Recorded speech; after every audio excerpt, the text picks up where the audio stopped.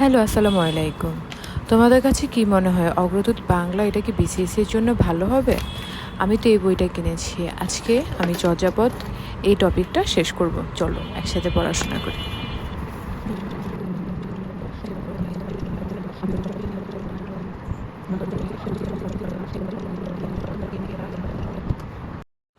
আচ্ছা, তোমরা কি কোনো কোচিং সেন্টারে ভর্তি হয়েছো বিসিএস প্রিপারেশনের জন্য?